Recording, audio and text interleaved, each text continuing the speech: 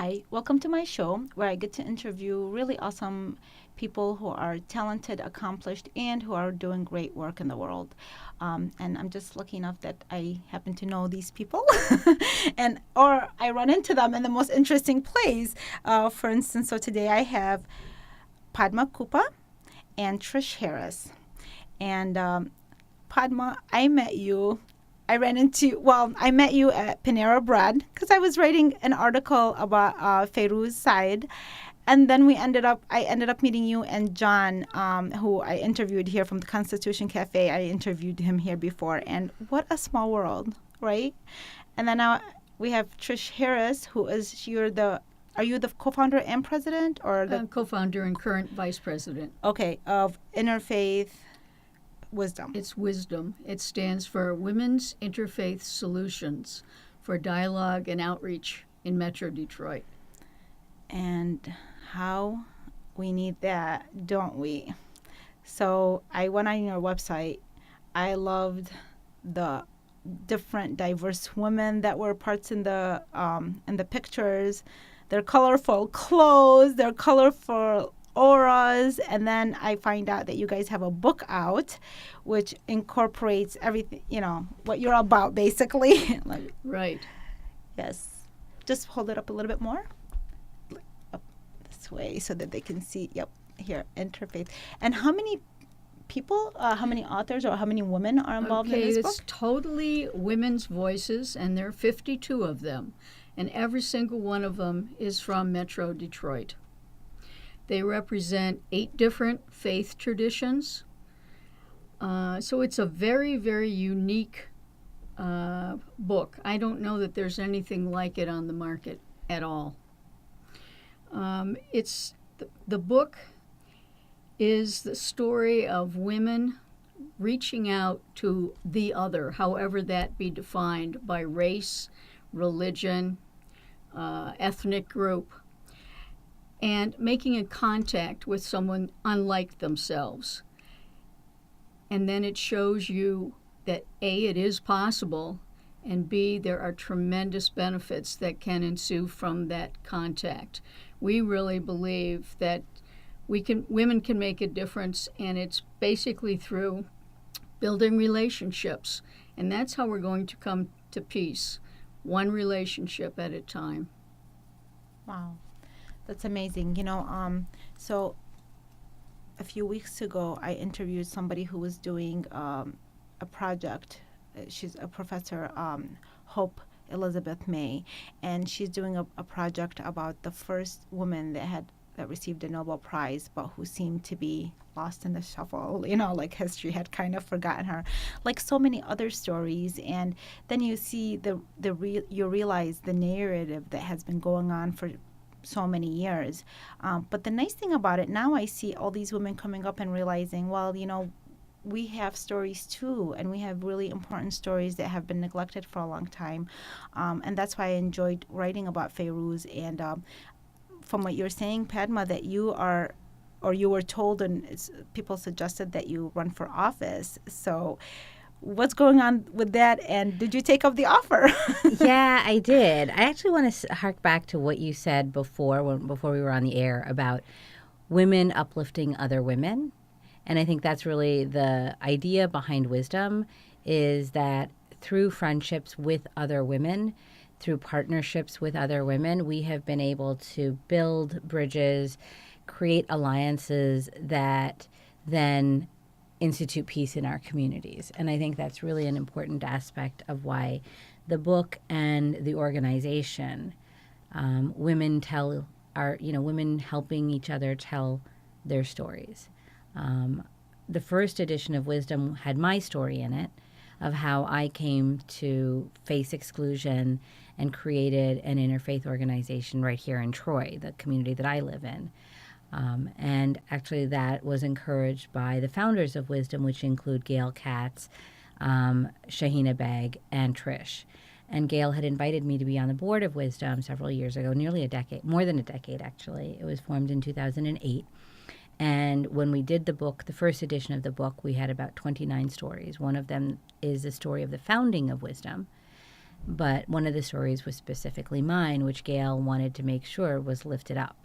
And so that is one of the reasons I became such an active member of Wisdom, as we went around doing events to encourage people to ask questions of someone different from themselves and answer with as much authenticity and integrity as we could, whether it was based on our faith or our life experience or whatever. And that's really what the book is about. I left Wisdom in December at the end of a 10-year relationship with the Interfaith organization. I had been on their advisory board for the last 5 years of it.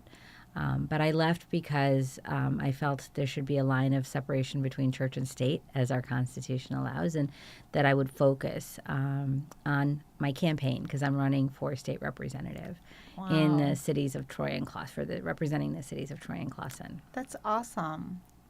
So, yeah, that's a little bit about both the book and why I still want to promote what that book means to me, because I think that's really the essence of building civility in community. Well, and I'm interested because you said that, so you left in 2016 to focus on running for office. And I left Wisdom in 2018. Oh, so literally in December. Well, okay. So, I'm wondering, what role did the organization have in you, in the role that you're taking right now? The organization helped me speak my truth. In the sense, it gave me confidence. A lot of mentorship by women in the organization. I'm going to name a couple of other people from the organization. Brenda Rosenberg, Sherry Schiff from the Jewish community, Ellen Ehrlich from the Christian community, and so many others. But like, just being older than me, big sisters to me, and we jokingly call each other Wisdom Sisters because women have wisdom that they share with each other. And to have these big sisters that, you know, when I was hesitating about making some kind of choice, I would call one of them and say, hey, can I do this? Can I say this? And if I had an issue with something, and sometimes even though I was younger, we had some conversations sometimes where I would be the one to say, well, if you look at it this way, because sometimes I think even coming from a different life experience, we have things that we can offer others. And so well, I was going to ask you, what is your background?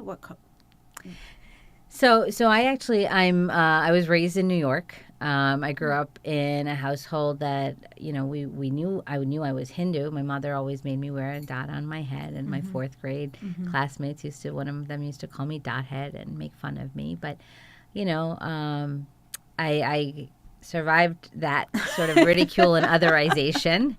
And I understood the meaning behind having the dot on my head, which was to remind us that the eyes see outward, but there's an inner eye, and that is what we should be doing, is looking inward to create peace and examining ourselves just as much as we look outward. And so that was the dot head story.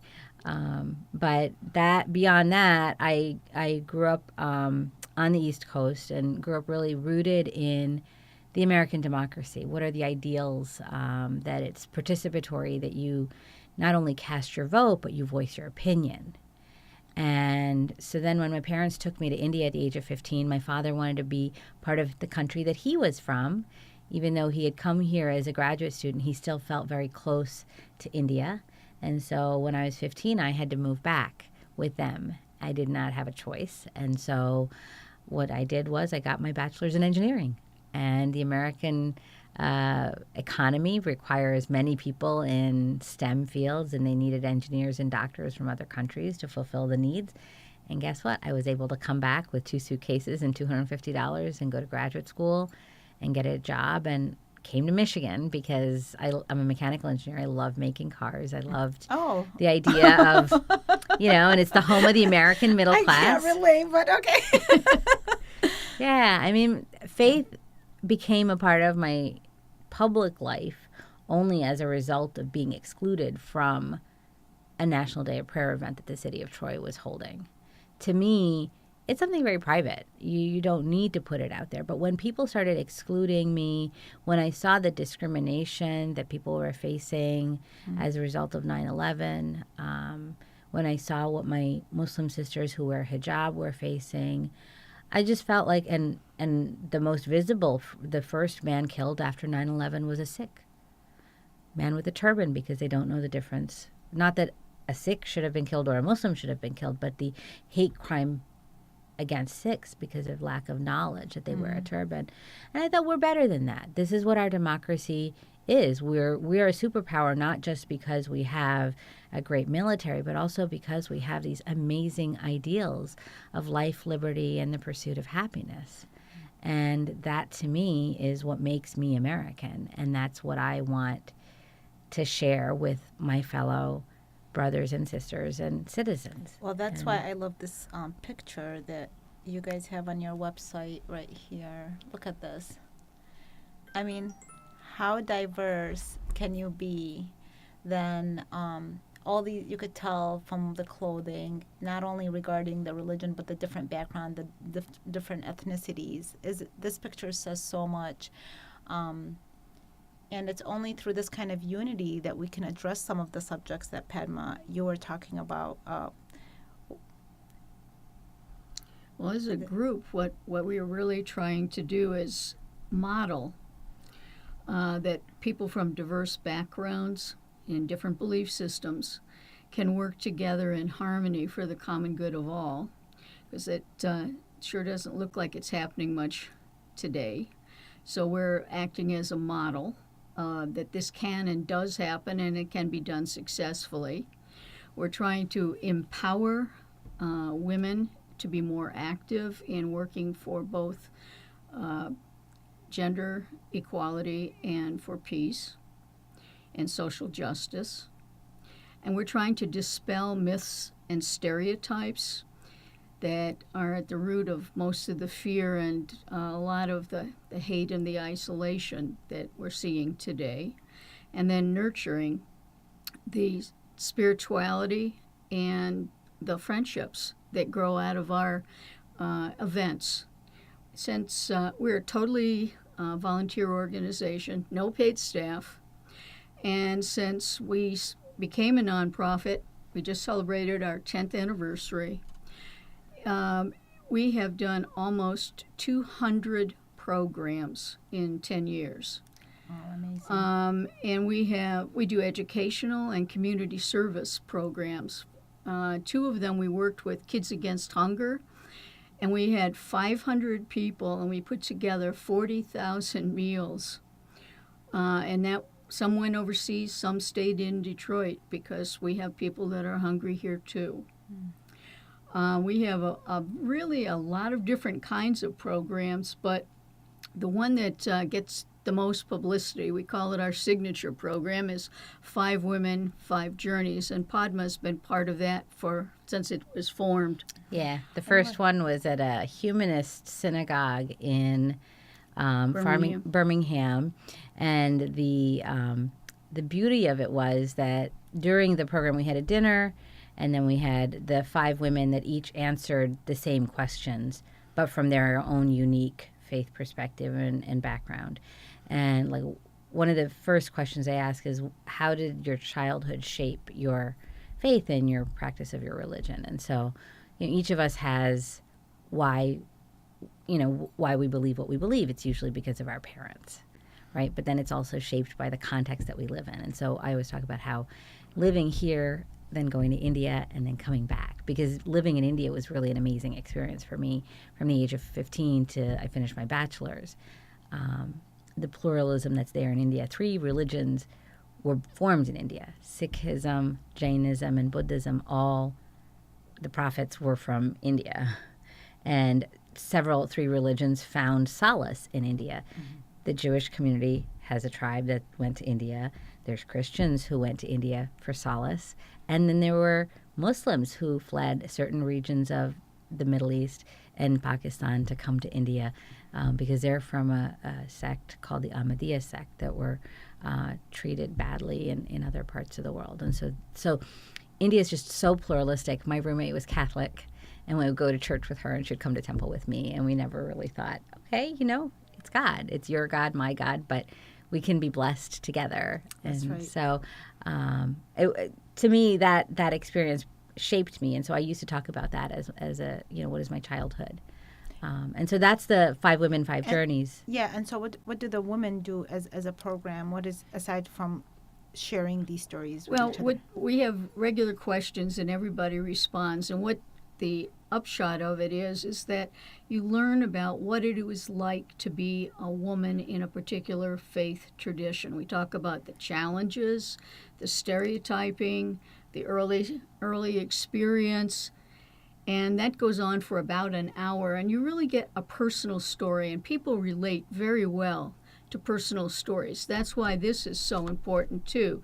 This is 52 personal stories. I call this my portable wisdom because we are relatively small. We can't be everywhere. So we put on as many programs as we can, but our book can go to places that we will never go. So, like with this particular program, I think it sounds really interesting, and I did read a little bit about it on your website. But can anybody participate, or is it something limited to members? How does this work if somebody wants to So get involved? I was going to give you an example. So anyone can call our program committee and request that we do a 5 Women, 5 Journeys for their specific audience. So we've actually done a 5 Women, 5 Journeys for a church or a house of worship. We've done one for a school community. We even did a 5 Women, 5 Journeys for a middle school 1 year. And we did Senior centers, whole different, lots of houses of worship, universities, colleges. We've hospitals. I mean, we've done this. We've done over close to 60 of these in 10 years. Okay, And so you after we have the the panel speak, then we always give the audience a chance, and we questions and answers, and that goes on for about another half an hour or so until we run out of questions.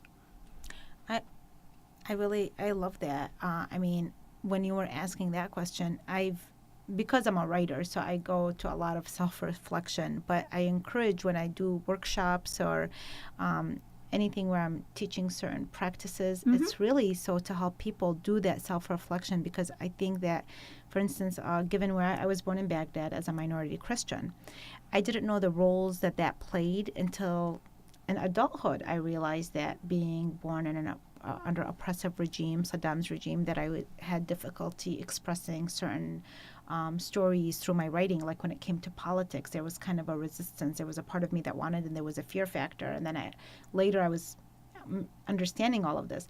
The other thing which came also through my writing and self-reflection is that, so as minority Christians, but we were part of the Chaldean community, which dates back to where the builders of the cradle of the civilization. And then I had no idea, and that's why until I actually, in writing the book that I just am in the editorial process of it, is called Mesopotamian Goddesses, Legendary Women of Ancient Iraq, because I had no clue. I grew up being influenced by Western women. I read Gone with the Wind, so Margaret Mitchell and Scarlett, those were the people, these were women. I didn't look at them all because they're Western, but they gave me that feeling that I can do and follow certain paths, and it continued to be as I came here when I was a child, and so it was just mostly the Western women who actually had more understanding because of more of the freedom that they had as women, and more empowerment. So they saw the things in me that I didn't, and then but it's amazing how they were so subtle that they never really knocked it over my head and allowed me to discover it. And when I am discovering it, I'm thinking, wait a minute, they were women that participated in building the cradle of civilization. Where are their names? The Chaldeans are very proud of their heritage, and they say, but the names that keep popping up are the male figures that played a strong role. But there was so many women. And so I said, and Westerners have written about them, but they're in different, I almost feel like just like how the community became displaced because of all that happened, the wars. I feel that these women are also displaced in just like different authors will talk about them in different ways. And I said, I'm going to bring them into this one book, into this one home. But where I came from and where I came and why I came became very important for me to understand, so I can embrace who I am. And really, I think it also made me appreciate 100 times more where I'm at. And that for me, somehow in my life, somehow I wanted, and I was evolved enough to where I couldn't continue to be evolved in that region, and came here to continue that and to share some of maybe even these women that made such a difference in that region. But having said that, there's a video I'd love to share that I found on your website, which talks about the organization and also the book. So I'm going to play that for a few minutes here.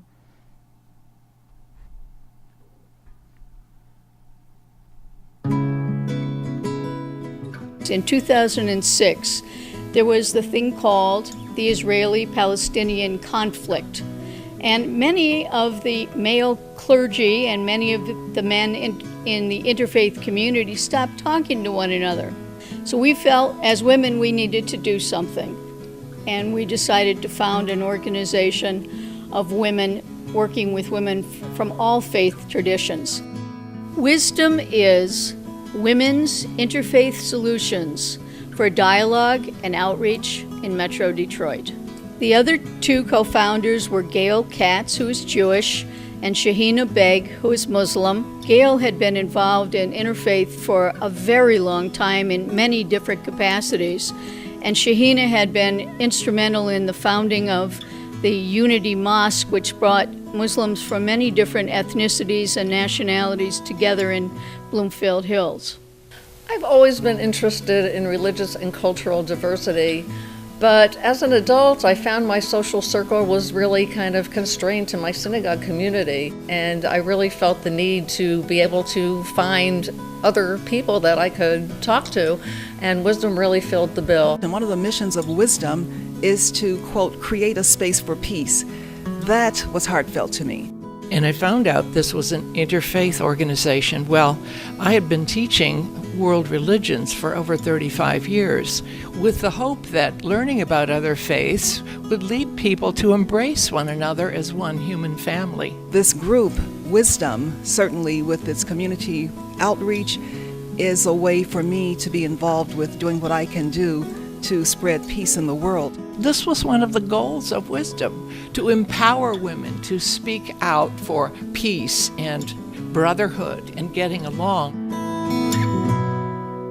One of Wisdom's most important programs is the 5 Women, 5 Journeys program, where we bring 5 women of different faith traditions to a church or a mosque or a synagogue or another social group and spend an hour or so talking about how we got to where we are and what our culture and faith means to us, and give the audience an opportunity to ask questions. We model what we hope will happen in the larger community, which is learning to engage others whom you don't know, who have a different faith background, and how to do that by simply becoming friends. Well, one of Wisdom's major accomplishments in helping build interfaith bridges in the Detroit metro area is certainly our book, Friendship and Faith, The Wisdom of Women Creating Alliances for Peace. Here are 29 women of various ages sharing their experience of meeting the other, reaching across the usual boundaries of faith, ethnicity, and getting to be friends. When we personally step out of our comfort zones, when we go into places where we would feel uncomfortable and make those spaces comfortable, that is how we are going to change our communities. And I think that's important, to put some action behind the words that you say. Be the example of the ideas that we believe will help to create peace in the world. It's simply our ability to bring together diverse people in a safe environment where they can learn about each other and build personal relationships. So when I think of the Muslim community, it's not the Muslims, it's my friends that I know from Wisdom, And I think it works the other way too. For many people that I've met in Wisdom, I'm the first Jewish person they've really gotten to know. I find that people just don't know where to start. You know, they want to help out, they're curious about other faith traditions. I think the biggest hurdle is to make people feel comfortable. And once they're comfortable, then they'll be coming back for more. You know, you can know about other faiths, but unless you experience them, you don't really get to that point of religious literacy. Of course, we welcome new people to join us in Wisdom anytime, but the Wisdom model can also be done in other settings. It would be something wonderful for a diverse high school to do, for example. The key is just people getting to know each other on a personal basis and talking to each other. And if they have stereotypes and fears, to voice them and share them and get them out in the open and talk about it.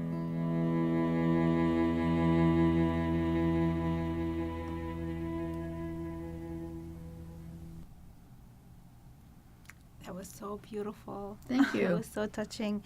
We only have a few minutes left, and I don't know if you want to give some last words before this show ends.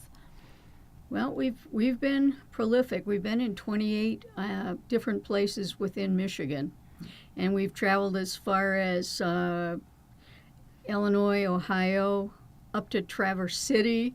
In Bayview community, we were the very first interfaith program that they ever, in 135 years of putting on Chautauqua-style programming. So we've been around. We'd love to have people come and join us. The book is available for purchase on Amazon, and we are currently working on a interfaith game called Interfaith Connections, and we hope to have that ready for production by the end of the year. I would add one more thing. Community is as good as its civic engagement. And so if you don't live near southeastern Michigan, or you don't know how to get involved in Wisdom, you can visit our website. It's interfaithwisdom.com. I would say find out if there's a local interfaith initiative in your community. Troy is very lucky. We have the Troy Area Interfaith Group. Also, you can go to troyinterfaithgroup.com on the web, maybe it's .org on the web. But the fun of it is that you make a friend who's different from you, and it then humanizes instead of otherizes the difference. When they cease being the other when they become a friend. Well, I know one thing. I'm definitely going to be visiting, especially the Troy one because it's closest. I'm always about location, and I have my kids and juggling so much. So I'm very fortunate that there is a chapter that's close to ours. And yeah, I'll be visiting. And really, I encourage anybody else to visit. But right now, we do have to go. And thank you for sharing so much information. Thank you very much and for having us. I look forward. I'm sure you'll have something interesting in the future that I can have you guys back. Okay? Thank you. Thanks. Thank you.